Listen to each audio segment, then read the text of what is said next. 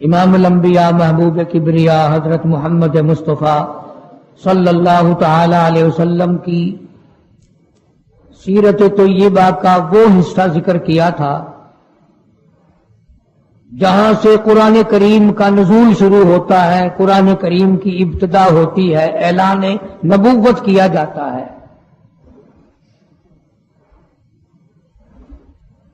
سیرت طیبہ کا موضوع اتنا طویل ہے، اتنا لمبا ہے، ہمارا اہل سنت والجماعت کا یہ عقیدہ ہے کہ دنیا کے سارے درختوں کی قلمیں بنا لو،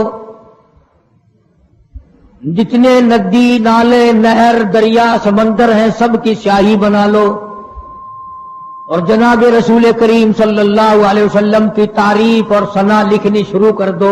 ہمارا عقیدہ ہے کہ درخت قلمیں دیتے دیتے ختم ہو جائیں گے، سمندر سیاہی مہیا کرتے ختم ہو جائیں گے، مگر کالی کملی والے کی تعریف کا کوئی حصہ بھی ادا نہ ہو سکے گا۔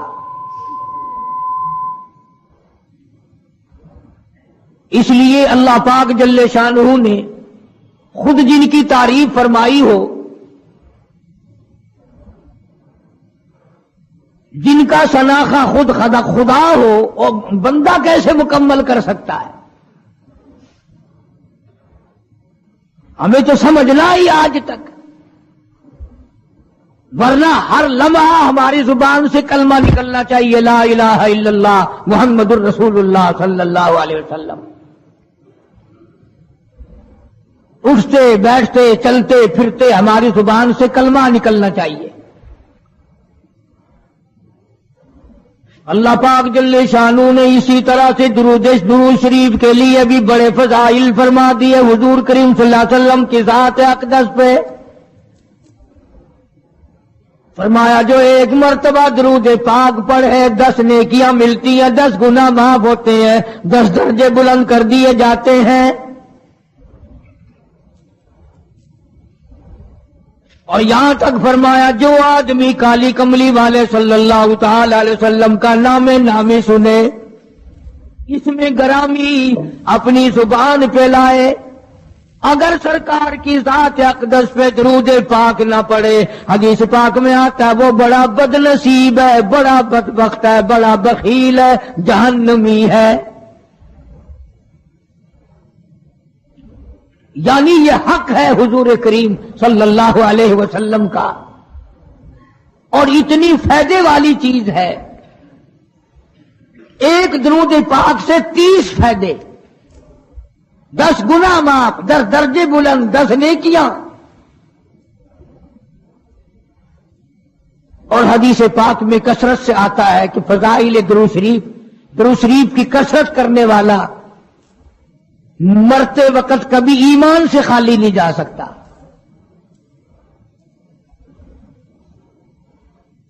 مگر آج ہمیں فرصت نہیں، اس لیے قرآن کریم نے ان چیزوں کا اعلان کر دیا۔ حجۃ الوداع کا زمانہ ہے، کالی کملی والے کا آخری حج ہے۔ جبل رحمت کے نیچے ذرا سی نیچے اتر کر جگہ بنی ہوئی ہے، وہاں پر ایک اونٹنی پہ سوار ہے، ایک ڈاچی پہ سوار ہے، لوگوں کو فرمایا یا ایھا الناس،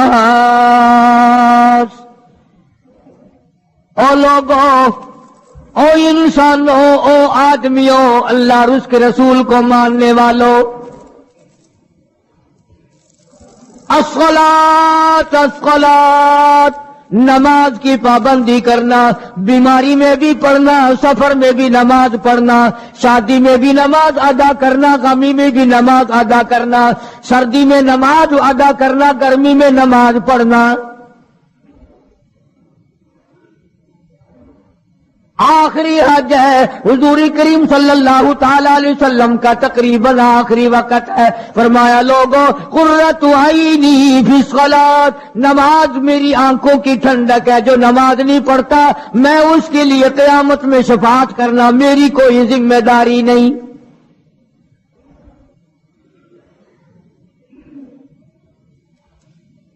او ما ملکت ایمانہم، اور لوگوں اپنے ملازموں کا خیال کرنا، محتاجوں کا خیال کرنا، غریبوں کا خیال کرنا، مزدوروں کا خیال کرنا، معذوروں کا خیال کرنا، غریب پروری کرنا، لوگوں کے ساتھ ہمدردی والا برتاؤ کرنا۔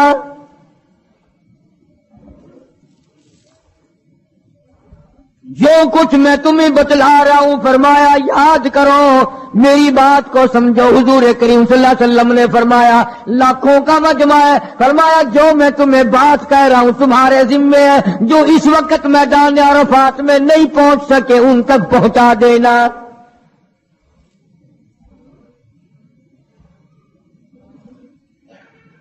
ادھر آپ نے امت کو تبلیغ فرمائی، آخری خطبہ ہے حضور کریم صلی اللہ علیہ وسلم کا، آخری خطبہ، آخری وعد ہے، آخری نصیحتیں ہیں۔ ادھر قرآن کریم کی آخری آیت نازل ہو گئی، الیوم اکملت لکم دینکم واتممت علیکم نعمتی ورضیت لکم الاسلام دینا۔ کالی کملی والے آج ہم نے تمہارا دین کامل کر دیا، اسلام مکمل ہو گیا۔ حضور کریم صلی اللہ تعالی علیہ وسلم نے ضروری چیزیں آخری خطبے میں ارشاد فرما دی، فرمایا لوگوں اپنی عزت کو بچانا، اپنی عزت کا خیال کرنا۔ دو چیزوں کی ضمانت آج تم مجھے دے دو، ایک چیز کی ضمانت آج میں تمہیں دے دیتا ہوں، اپنی زبان کی اجازت دو، غلط نہیں استعمال کرو گے، اللہ رسول کے خلاف نہیں چلاؤ گے، اپنی نفسانی خواہشات کی ضمانت دو، اللہ اور اس کے رسول کے حکم کے خلاف نہیں برتو گے، نہیں چلاؤ گے۔ فرمایا والذی نفسی بیدی محمدا، اور لوگوں اس مالک کائنات کی قسم میں جنت الفردوس کی تمہیں ضمانت دیتا ہوں۔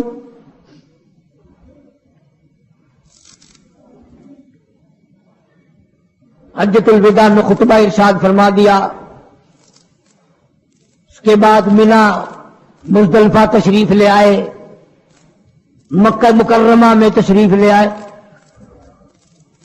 واپسی مدینہ پاک میں ہو رہی ہے، راستے ہی میں طبیعت بگڑ گئی۔ وہاں میدان عرفات میں آخری خطبے میں فرمایا او لوگوں شاید میری تمہاری آخری ملاقات ہو، او لوگوں شاید آج کے بعد تم میری آواز نہ سن سکو، میری زیارت نہ کر سکو، میری بات کو پلے باندھ کے لے جاؤ۔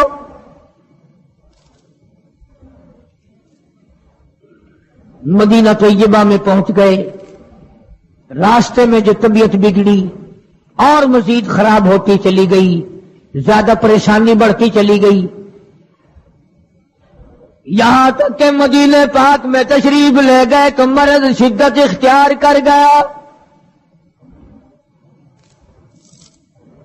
جناب ابو ہریرہ رضی اللہ تعالیٰ عنہ نے دیکھ کر عرض کر دیا میرے آقا بڑی کمزوری آ گئی، بڑی ضعیفی آ گئی، بڑی ناتوانی سی آ گئی، بڑی آپ کمزور ہو گئے، بہت زیادہ ضعیفی چہرے سے ظاہر ہونے لگی۔ فرمایا ابو ہریرہ موت قریب ہے، موت قریب ہے، زندگی دور ہوتی چلی جا رہی ہے، اور تجھے کیا بتلاؤں جب قرآن کریم کی ان صورتوں کی تلاوت کرتا ہوں جن میں قیامت کا ذکر ہے میرا سانس رک جاتا ہے،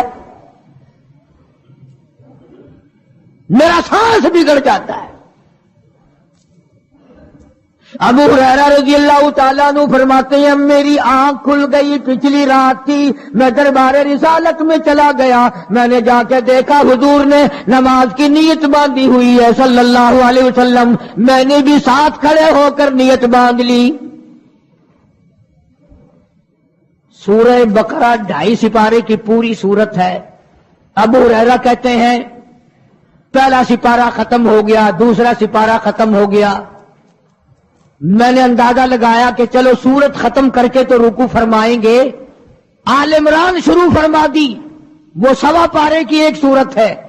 پھر میں نے اندازہ لگایا کہ چلو اس سورت کے ختم ہونے پہ تو رکوع فرمائیں گے، سورت نساء شروع فرما دی، 5.25 پارے پڑھنے کے بعد جب رکوع فرمایا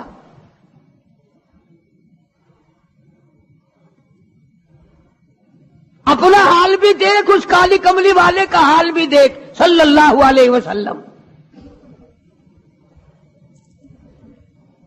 ابو ہریرہ کہتے ہیں جب قرآن مجید کی تلاوت ہو رہی تھی میں پاس کھڑا ہوا تھا نماز میں، حضور کے سینے سے، آپ کی چھاتی سے مجھے یوں سانس پھولنے کی آواز آئی جیسے ہنڈی پکتی ہوئی کھولتی ہے،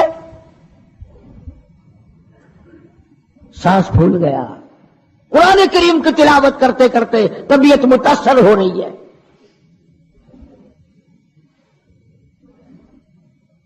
اس قسم کی نماز پڑھتے تھے ہمارے آقا حضرت محمد الرسول اللہ صلی اللہ علیہ وسلم۔ آج امت کی نمازیں اور اپنی نمازیں اور میری نمازیں تمہارے سامنے ہیں۔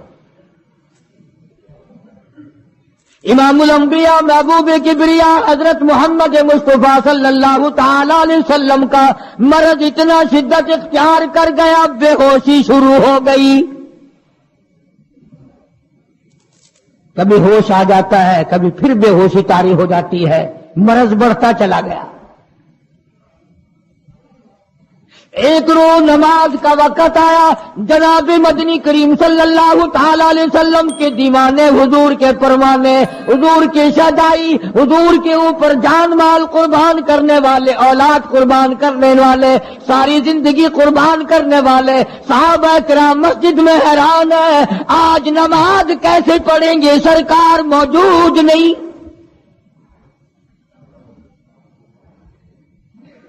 جناب عائشہ صدیقہ رضی اللہ تعالی عنہا نے، جناب فاطمہ الزہرا رضی اللہ تعالی عنہا دونوں پریشان ہیں کہ مرض بڑھ گیا ہے، تکلیف زیادہ ہے۔ ہوش آئی آپ کو، فرمایا اصلی الناس، کیا لوگوں نے نماز پڑھی؟ فرمایا قالوا لا بل ينتظرونك، نہیں پڑھی بلکہ آپ کا انتظار ہو رہا ہے۔ سارے دیوانے، سارے پروانے، سارے شہدائی، سارے جانثار، سارے غمگسار، ساری زندگی قربان کرنے والے دیواروں کے ساتھ لگے ہوئے کھڑے رو رہے ہیں، کالی کملی والے آج اگر تیرا دیدار نہ ہوا تو ہم مر جائیں گے۔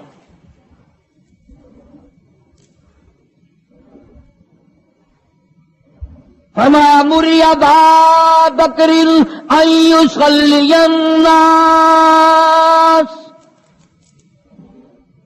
عائشہ رضی اللہ تعالی عنہ، ابو بکر کو میری طرف سے حکم دو میرے مصلی پہ کھڑا ہو کر نماز پڑھائے، میرے مصلی پہ کھڑے ہو کر نماز پڑھائے۔ حضرت عائشہ رضی اللہ تعالی عنہ نے عرض کر دیا میرے آقا میرا ابا تو کئی دن سے روتا پھرتا ہے، کئی دن سے رو رہا ہے۔ اذا جاء نصر اللہ کی سورت جب نازل ہوئی تو سارے صحابہ نے خوشی منائی، سارے مدینے نے خوشی منائی۔ اذا جاء نصر اللہ والفتح، اللہ کی حمایت آئے گی، نصرت آئے گی، تائید آئے گی، فتح آئے گی۔ ورأیت الناس یدخلون فی دین اللہ افواجا، تم دیکھو گے کہ فوج کی فوج اسلام میں داخل ہو رہی ہیں، لشکر کے لشکر اسلام میں داخل ہو رہے ہیں۔ ساری بات خوشی کی ہے۔ فسبح بحمد ربک، اور آپ میری تسبیح بیان کریں۔ بس یہ ایت سن کر ابو بکر کی چیخ نکل گئی۔ سارا مدینہ خوشیاں منا رہا ہے، سارا مدینہ خوشیوں میں ہے، سارے صحابہ خوشیاں منا رہے ہیں۔ عام لشکر اسلام میں داخل ہوں گے، ساری فوجی اسلام میں داخل ہو جائیں گی، لیکن ابو بکر صدیق کو لوگوں نے دیکھا اس کونے میں بیٹھا روتا ہے، گھر میں بیٹھا ہوا رو رہا ہے۔ اس نے پوچھا صدیق رضی اللہ تعالیٰ عنہ، سارے تو خوشیاں منا رہے ہیں، تو رو رہا ہے، تجھے کیا تکلیف پہنچی ہے؟ اذا جاء نصر اللہ کی سورت کے نزول کا پتہ نہیں چلا؟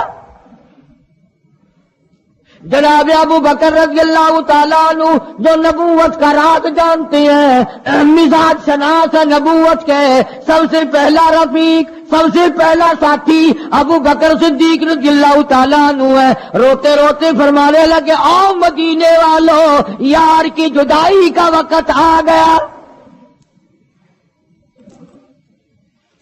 حضور کریم صلی اللہ علیہ وسلم کی روانگی کا وقت آ گیا. انہوں نے کہا تجھے کیسے پتا چلا؟ کہ دیکھتے نہیں ہو قرآن میں کیا فسبح بحمد ربک، آپ میری تسبیح بیان کرے، مطلب یہ کہ آپ میرے یہاں آ جائے. سب سے زیادہ صدیق اکبر نے قرآن کریم کو سمجھا. تو حضرت عائشہ رضی اللہ تعالیٰ عنہا نے عرض کیا کالی کمبلی والے وہ تو پہلے ہی روتے پھرتے میرے ابا، تو کسی اور کو حکم دو. فرمایا عائشہ امت میں تیرے باپ جیسا نظر کوئی نہیں آتا، ساری امت میں تیرے باپ جیسا نظر کوئی نہیں آتا. صدیق اکبر رضی اللہ تعالیٰ عنہ کو حکم مل گیا، صحابہ نے مصلی پہ کھڑا کر دیا، نماز ہو رہی ہے. اللہ اکبر. ایک تھوڑا سا نقطہ باریک سا ہے، اگر توجہ کرو گے تو مزہ آئے گا. ادھر حکم دے دیا نماز پڑھانے کا، ادھر نماز شروع ہو گئی. ایک تو یہ بات تھی نا کہ حکم دیا نماز ہو گئی پوری ہو جائے گی وہ پڑھا دیں گے، اور ایک یہ ہے کہ میں خود نماز پڑھاتا ابو بکر کو دیکھوں، صرف پڑھاتا نہ دیکھوں، میں بھی صدیق کے پیچھے نماز پڑھوں. کل لوگ کوئی اعتراض نہ کریں. یہ ایک بڑی بات ہوتی ہے. اور مصلی پہ بھی خود کھڑا کرنا اور خود پیچھے آ کر کے نماز کی نیت مانگنا. دونوں جوانوں کو بلایا، حضرت عباس رضی اللہ تعالیٰ عنہ ہے اور ایک اور صحابی ہے. دونوں کے کندھوں پہ ہاتھ مبارک رکھے اور قدم مبارک گھسٹتے ہوئے مسجد میں تشریف لائے.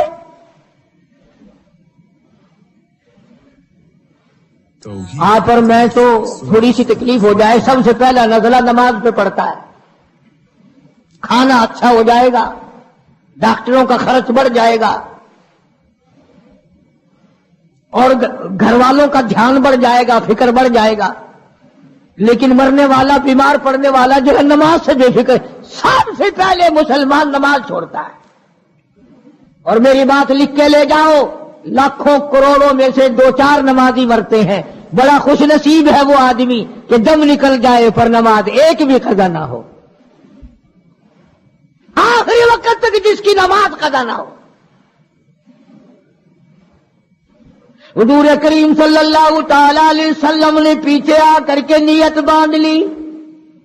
ابو بکر کو احساس ہو گیا، پتہ چل گیا کہ صدیق اکبر کو معلوم ہو گیا. حضور میرے پیچھے تشریف لے آئے، نماز میں شامل ہو گئے. ابو بکر پیچھے ہٹنے لگے، مصلی چھوڑنے لگے. آپ نے فرمایا الزم مکانک، ٹھہرا رو وہی جہاں میں نے تجھے کھڑا کر دیا.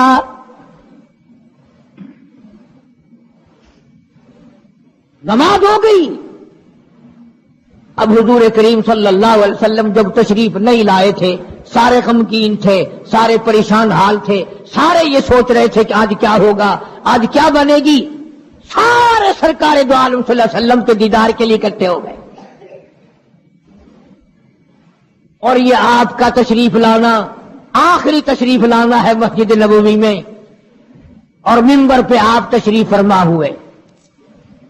آپ نے اسی خطبے کی پھر بعد الفاظوں کو، بعد احکامات کو دوہرایا. اور لوگوں، نماز کا خیال کرنا، نماز کی پابندی کرنا، یتیموں کا خیال کرنا، محتاجوں کی غریب پروری کرنا، اگر اس کے خلاف تم چلو گے میری کوئی ذمہ داری نہیں.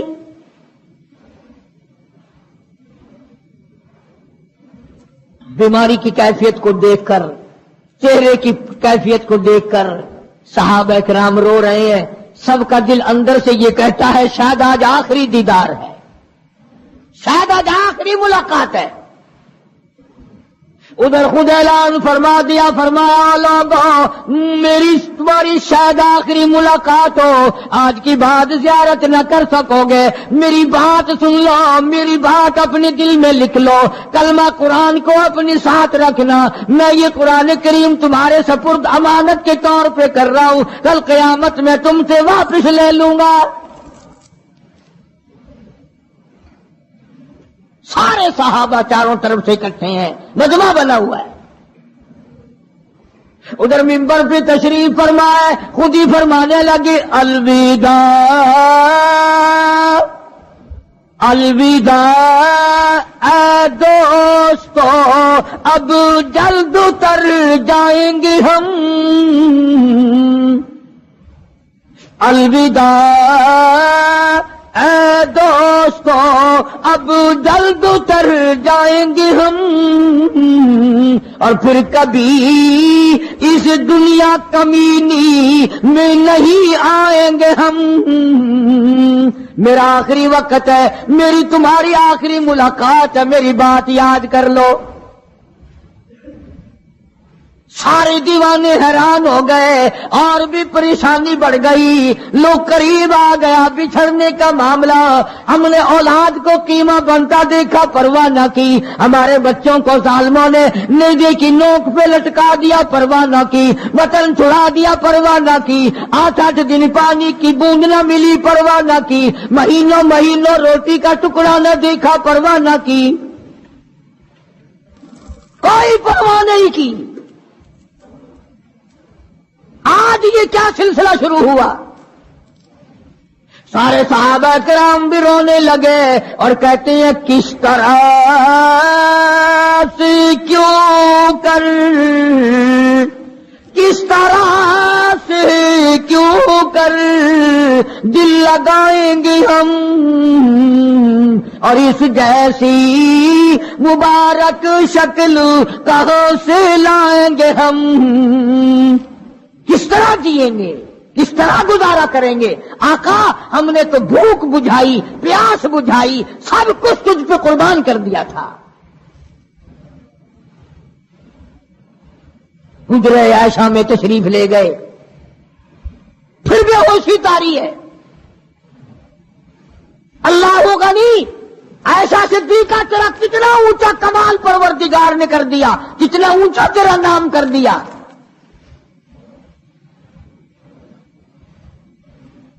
انصاف دیکھو نبی کا، پھر اپنے یہاں بھی میں بھی اور آپ بھی ہاتھ ماریں، ذرا کلیجے پہ ہاتھ رکھ کے سوچیں کہ آخر ہمارا کیا بنے گا۔ سیدہ حفصہ رضی اللہ تعالی عنہا کو بلوایا، سیدہ ام سلمہ رضی اللہ تعالی عنہا کو بلایا، سیدہ زینب رضی اللہ تعالی عنہا کو بلایا، جتنی بھی ہماری مائیں تھیں، حضور کریم صلی اللہ علیہ وسلم کی گھر والیاں، قرآن کہتا ہے وَأَزْوَاجُهُ أُمَّهَاتُكُمْ، ان کی گھر والیاں ساری تمہاری مائیں ہیں، امہاتہم تمام کے تمام تمہاری مائیں ہیں۔ اللہ غنی، سیدہ ام سلمہ، سیدہ حفصہ، سیدہ جویریہ، سیدہ زینب، سیدہ صفیہ، سیدہ ام حبیبہ رضی اللہ تعالیٰ عنہما، ساری ہماری ماؤں کو جمع کر کے فرمایا تم تمام کے تمام مجھے اجازت دے دو، میں اپنا آخری دل، اپنے آخری بیماری کا دل عائشہ صدیقہ کے حجرے میں گزار لوں، تم اجازت دو مجھے، بے انصافی نہ ہو جائے، خدا کے یہاں سے پوچھ گچھ نہ ہو جائے۔ امام الانبیاء ڈر رہے ہیں، ہم قبر میں جا کے ڈریں گے انشاءاللہ۔ ساری گھر والیوں کو اکٹھا کر کے اجازت مانگی جا رہی ہے، سب نے اجازت دے دی۔ اصل میں جنت الفردوس کا انتظام ہو رہا ہے، جس جگہ حضور کریم صلی اللہ علیہ وسلم اور عائشہ صدیقہ رضی اللہ تعالی عنہا کو اللہ میاں نے اکٹھا دیکھا، بستر میں دیکھا، قرآن اترتے دیکھا، اس حجرے پہ اتنا پیار آ گیا، اسی کو جنت الفردوس بنا دیا، دے دی۔ اصل میں جنت الفردوس کا انتظام ہو رہا ہے، جس جگہ حضور کریم صلی اللہ علیہ وسلم اور عائشہ صدیقہ رضی اللہ تعالی عنہا کو اللہ میاں نے اکٹھا دیکھا، بستر میں دیکھا، قرآن اترتے دیکھا، اس حجرے پہ اتنا پیار آ گیا، اسی کو جنت الفردوس بنا دیا۔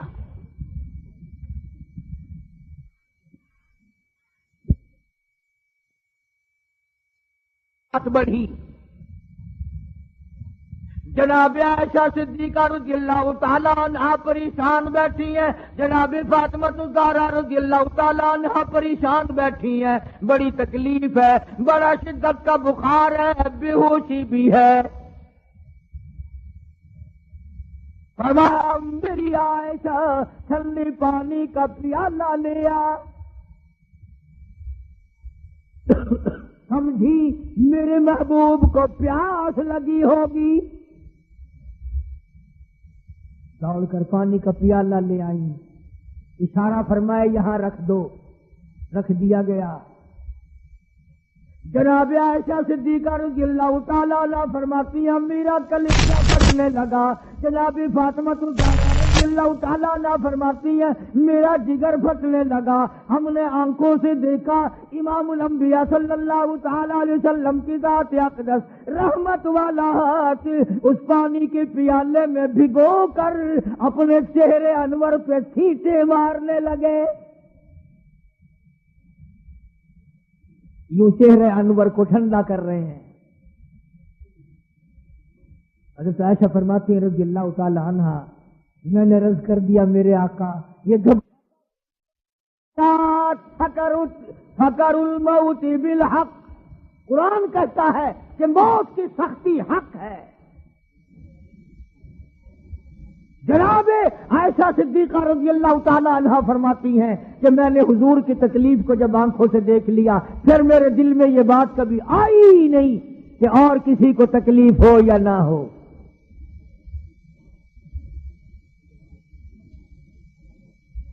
اور مقدر کی بازی ہے ساری، اللہ پاک جس کی تقدیر اس طرح سے بنا دے کون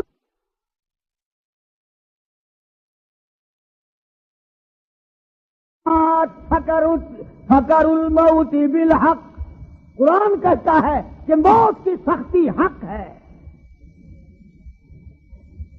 جناب عائشہ صدیقہ رضی اللہ تعالی عنہا فرماتی ہیں کہ میں نے حضور کی تکلیف کو جب آنکھوں سے دیکھ لیا پھر میرے دل میں یہ بات کبھی آئی ہی نہیں کہ اور کسی کو تکلیف ہو یا نہ ہو۔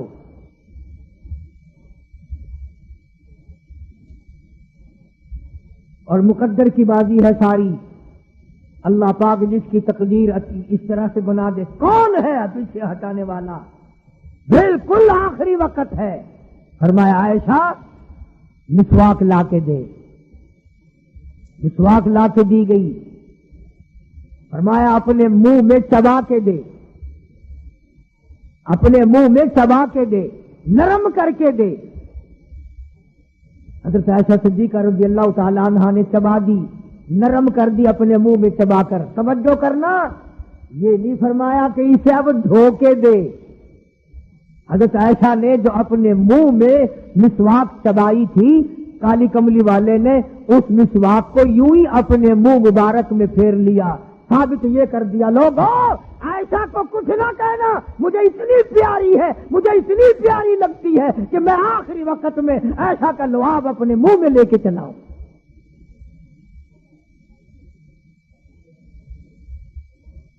آج لوگ 4 ورقے تاریخ کی کتاب سے پڑھ کر صحابہ کرام کے فیصلے شروع کر دیتے ہیں۔ اپنے ایمان کو بچاؤ، خبردار نبی کے گھر والوں کے بارے میں کبھی غلط خیال نہ کرنا۔ اس لیے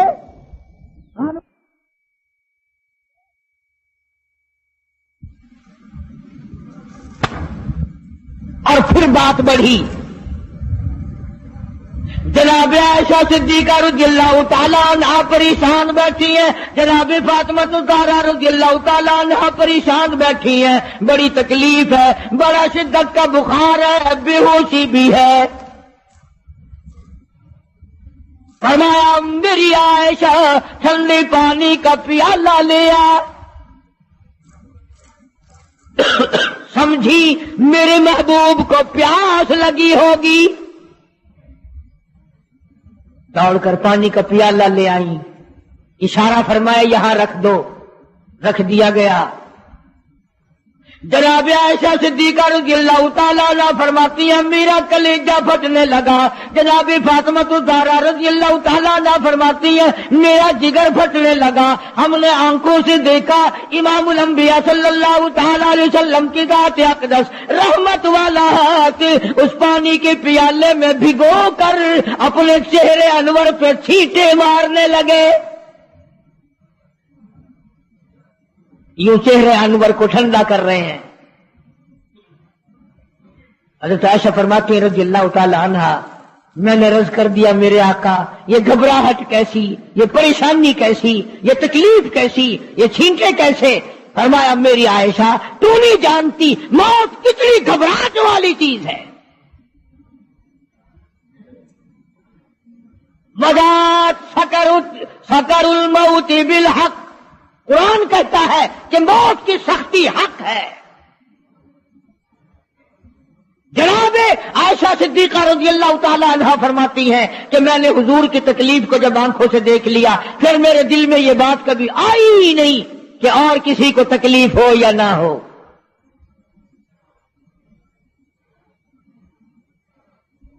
اور مقدر کی بازی ہے ساری.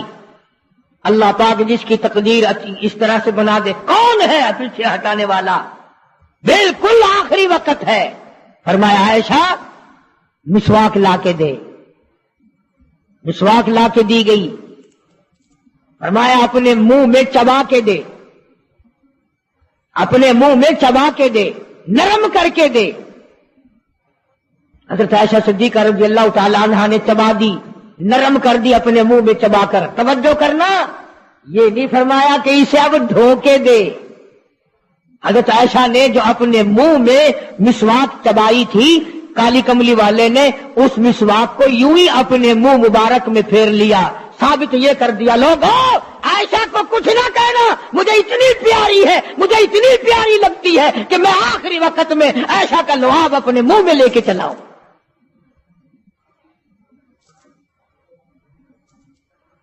آج لوگ 4 ورقے تاریخ کی کتاب کے پڑھ کر صحابہ کرام کے فیصلے شروع کر دیتے ہیں. اپنے ایمان کو بچاؤ. خبردار نبی کے گھر والوں کے بارے میں کبھی غلط خیال نہ کرنا. اس لیے قانون کی بات سنو. نبی جب قرآن کہتا وما ينطق عن الهوى ان هو الا وحی یوحی, نبی اللہ کی اجازت کے بغیر سانس نہیں لیتا, نبی اللہ کی اجازت کے بغیر ہاتھ کو حرکت نہیں دیتا, نبی اللہ کی اجازت کے بغیر قدم نہیں اٹھاتا, قدم نہیں رکھتا. تو نبی اللہ کی اجازت کے بغیر رشتے بھی نہیں کرتا. تمام دنیا کے رشتے ماں کرتی ہے, باپ کرتے ہیں, مامے کرتے ہیں, نانے کرتے ہیں, چچے کرتے ہیں. نبی کا رشتہ خدا کرتا ہے.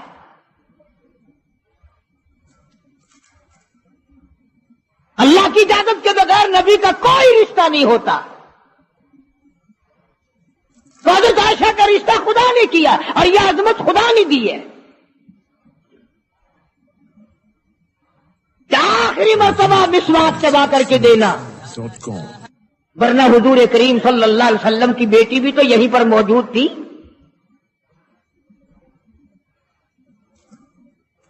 اس کے بعد جناب عائشہ صدیقہ رضی اللہ تعالیٰ عنہ فرماتی ہے میں بھی بیٹھی تھی, بڑی پریشان تھی. جناب فاطمہ الزہرا رضی اللہ تعالیٰ عنہ بھی پریشان تھی. ماتھے پہ پسینے آتے تھے جاتے تھے. اتنی دیر میں دستک ہوئی, دروازہ کھٹکا, کسی نے آواز دی ہل ادخلوک فی البیت,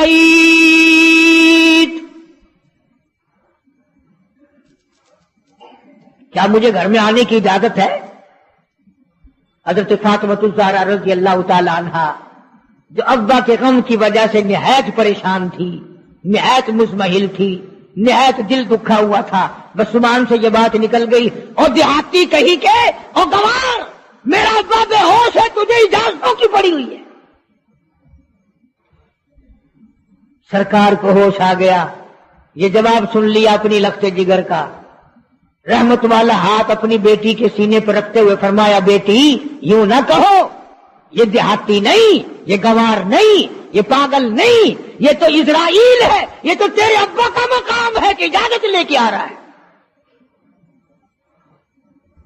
اس نے تو آج تک کبھی کسی سے اجازت مانگی ہی نہیں. کبھی بھی کسی سے اجازت نہیں لی. یہ اکرام ہے محمد مصطفیٰ صلی اللہ تعالی علیہ وسلم کا. تشریف لے آئے اور یہ جو معاملہ ہو رہا ہے نا، جو کچھ میں بتلا رہا ہوں یاد کرنے کے لیے عرض کر دوں، یہ جو کچھ میں آج تمہیں بتلا رہا ہوں، چونکہ ربیع الاول کا مہینہ ختم ہو رہا ہے، آج اس کا آخری جمعہ ہے، اس لیے میں اس عنوان کو ختم کرنا چاہتا ہوں. اور مطلب میرا کیا ہے، یہ جو کچھ میں تمہیں بتا رہا ہوں ساری دنیا کے علماء کا اتفاق ہے، یہ سب کچھ 12 ربیع الاول کو ہو رہا ہے. یہ اسرائیل کا آنا اور یہ بیماری اور یہ پریشانی اور یہ پسینے اور یہ حضرت عائشہ کا مسواک کو چبا کر کے دینا اور فاطمہ الزہرا کا پریشان ہونا، یہ 12 ربیع الاول کو ہو رہا ہے سب کچھ. جس دن تو ڈھول بجاتا ہے، جس دن تو نے 1400 سال کے بعد ناچنے کا پروگرام بنایا ہوا ہے، تیرے بیٹے کا آخری وقت ہو، برابر والا ڈھول بجا کے دکھائے، تیرے کلیجے پہ چوٹ لگے گی. او ظالم، میرا کیا حال ہے اور تم نے یہ کیا شروع کیا ہے؟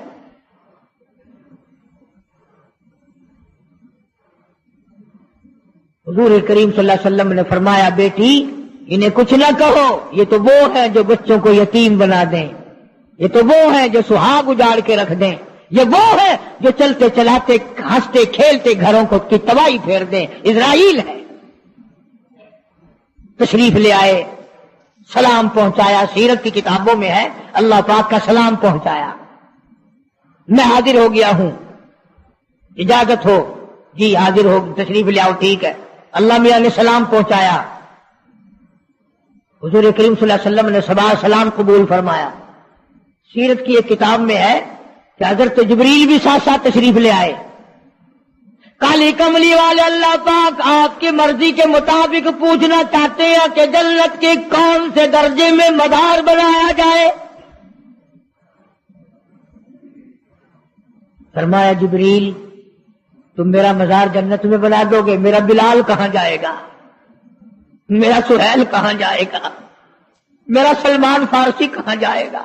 اور جن کے چمڑے ادھیڑ دیے گئے، جن کی آنکھیں نکال دی گئی، جن کو انگاروں پہ ساڑا جلایا گیا، جن کی پسلیاں توڑ دی گئی، وہ کہاں جائیں گے؟ یہاں بناؤ مدینے میں.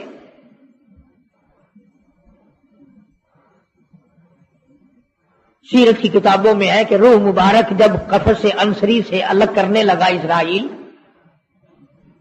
آپ نے فرمایا اسرائیل مجھے تکلیف ہو رہی ہے.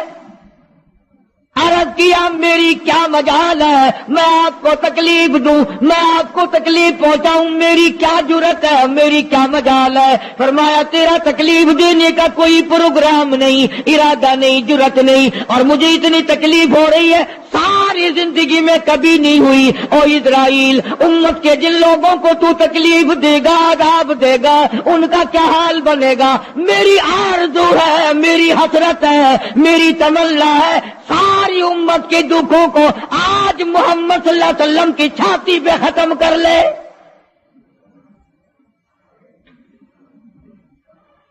جو تکلیف تو نے ساری امت کو دینی ہے وہ آج میرے اوپر ختم کر لے. ان کی وفا دیکھ اور اپنی جفا دیکھ، وہ کس وقت میں تجھے یاد کر رہے ہیں جبکہ روح مبارک جسم سے الگ ہو رہی ہے.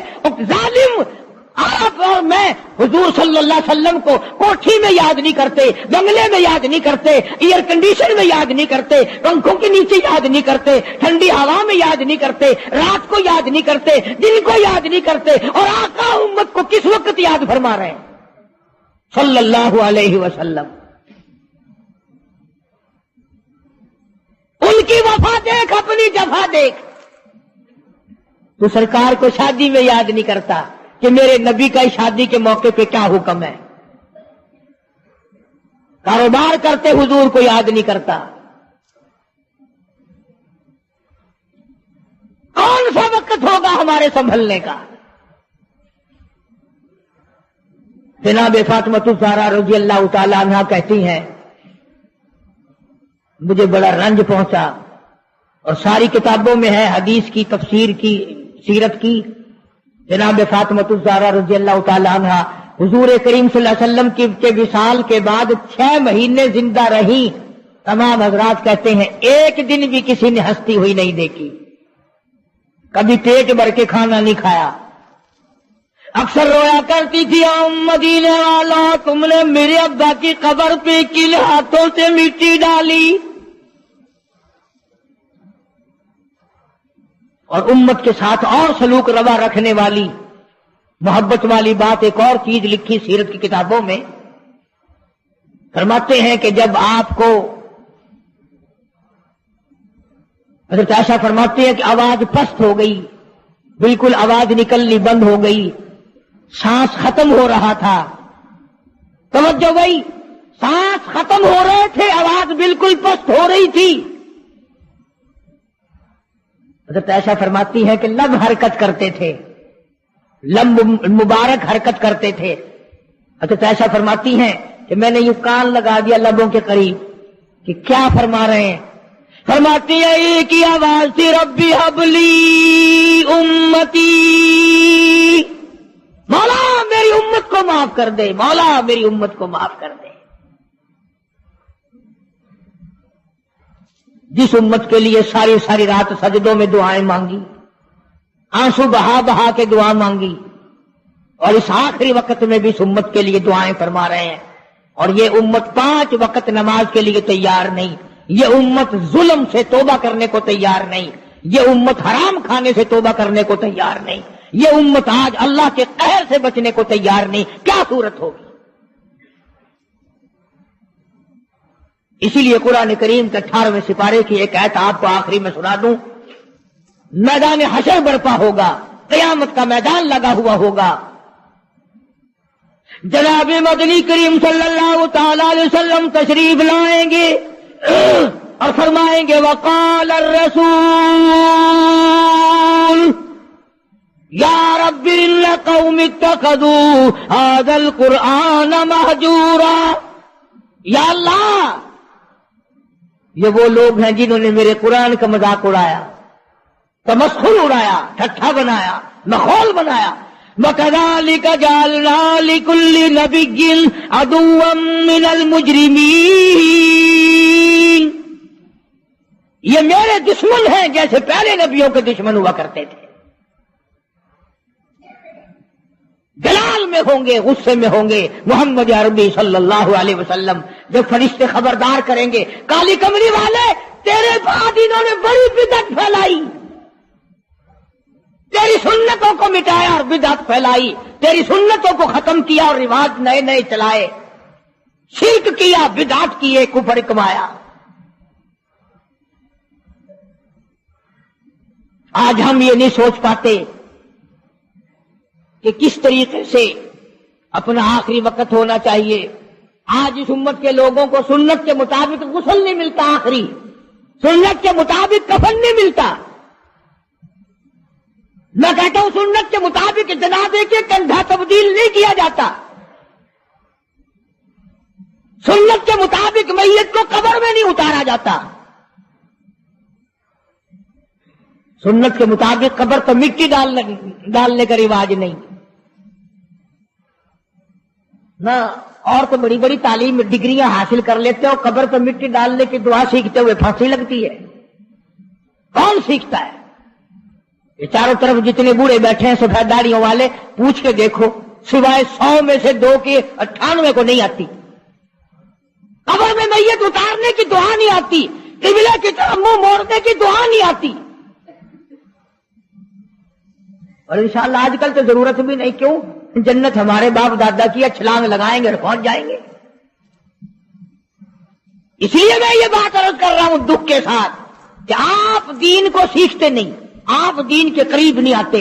آپ محمد عربی صلی اللہ علیہ وسلم کے اگر عاشق ہیں، محبت کرنے والے ہیں، پروانے ہیں، دیوانے ہیں، آؤ پھر یار کی ہر ادا پر جان دو، پھر اس کو سیکھو، پھر اس پہ عمل کرو، تاکہ ساری زندگی سنتوں پہ عمل کرتے کرتے گزر جائے. اس لیے قرآن کریم کی جو میں نے آیت تلاوت کی تھی اذا جاء نصر اللہ کی، اس کا یہی مفہوم ہے فسبح بحمد ربک، میرے نبی آ جا پھر آپ تسبیح پڑھیں میرے نام کی، واستغفرہ انہ کان توابا۔ اس لیے ہمیں بھی ہر وقت یہ کوشش کرنی چاہیے کہ قرآن کریم کی تلاوت کی عادت بنا لیں، درود شریف کی عادت بنا لیں، لا الہ الا اللہ لا الہ الا اللہ محمد رسول اللہ اس کی عادت بنا لیں، سبحان اللہ والحمد للہ ولا الہ الا اللہ واللہ اکبر ولا حول ولا قوت الا باللہ العلی العظیم اس کی عادت بنا لیں۔ آؤ اس کا فائدہ بتاؤں، حدیث پاک میں آتا ہے جب زبان پہ ذکر ہوتا ہے، اللہ کا نام ہوتا ہے اور آدمی قدم رکھتا ہے، زمین کہتی ہے او پیارے تیرے یہ قدم مجھے کب تک نصیب، کتنے دنوں کے بعد ملے، زبان تیری ہو اور ذکر میرے اللہ کا ہو، قدم تیرا ہو اور جسم میرا ہو۔ یوں آتا کتابوں میں زمین گواہی دے گی قیامت کے دن، اس نے مجھ پر سبحان اللہ کہا تھا، اس نے مجھ پر الحمدللہ کہا تھا، اس نے مجھ پر درود پاک پڑھا تھا، اس نے مجھ پر قرآن کی تلاوت کی تھی، اور وہ گواہی بھی دے گی زمین اس نے مجھ پہ زنا کیا، حرام خوری کی، بدماشی کی، اس نے خنزیر کھایا، سور کھاتا رہا دنیا میں، ساری چیزوں کی زمین گواہی دے گی، یہ دیواریں، یہ کھڑکیاں، یہ روشن دان، یہ چھت سب گواہی دیں گے چگلی کی، غیبت کرنے کی، بدکاری کی، تمام چیزوں کی۔ اس لیے اپنی زندگی کا ایک ایک لمحہ قیمتی ہے، قیمتی، اس کی قدر پہچانو، اس میں کچھ کمانے کی کوشش کرو۔ اللہ پاک مجھے اور آپ کو حضور کریم صلی اللہ علیہ وسلم کا جیسے آخری وقت میں نے عرض کیا، ویسے کیسٹ پہلے بھی ہے سفر آخرت نبی صلی اللہ علیہ وسلم کا، اس لیے آخری عرض کر دیا کہ ربیع الاول کا آخری جمعہ تھا۔ اللہ پاک ہم سب کو صحیح معنوں میں غلام بنائے، تابعدار بنائے، عظمت اور محبت حضور کریم صلی اللہ علیہ وسلم کی نصیب فرمائے۔ وآخر دعوانا ان الحمدللہ رب العالمین۔